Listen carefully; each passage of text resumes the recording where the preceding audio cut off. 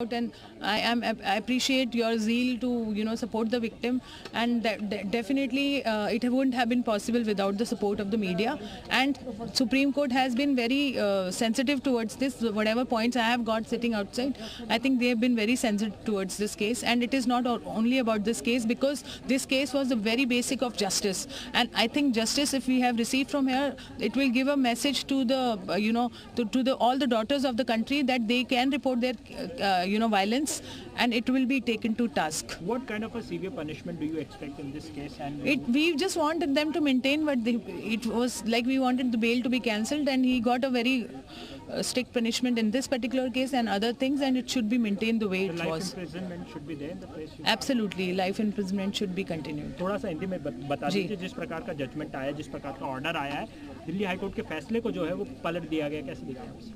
मुझे खुशी है, मैं सत्यमेव जयते ही बोलना चाहूँगी, और मैं चाहती हूँ कि हमारे देश की जिस जनता का सहयोग रहा इस बिटिया के साथ, आप लोगों का तो सबसे ज़्यादा सहयोग रहा, मीडिया बंधुओं का तो सबसे ज़्यादा सहयोग रहा, और डे 1 से आप लोग सपोर्ट कर रहे हैं इस पीड़िता को, उसकी वजह से। और स्पेशली सुप्रीम कोर्ट ने भी बहुत सेंसिटिविटी से इसको डील किया है, हमें इस चीज़ को अप्रिशिएट करना चाहिए। हाई कोर्ट का ऑर्डर बहुत गलत था और सुप्रीम कोर्ट ने इस बात को समझा, और ना कि समझा, एक कदम आगे बढ़कर बहुत सारे पॉइंट्स उन्होंने बताए हैं जो कि आपसे शेयर कर लिए जाएंगे। और मुझे लगता है ये सिर्फ इस पीड़िता की जीत नहीं है, उस हर पीड़िता की जीत है, और उस महिला की जीत है, उस बेटी की जीत है जो अपने न्याय की लड़ाई को छोड़ देती है, या वो सोचती है कि हमें न्याय मिलेगा ही नहीं तो हम रिपोर्ट ही नहीं करते।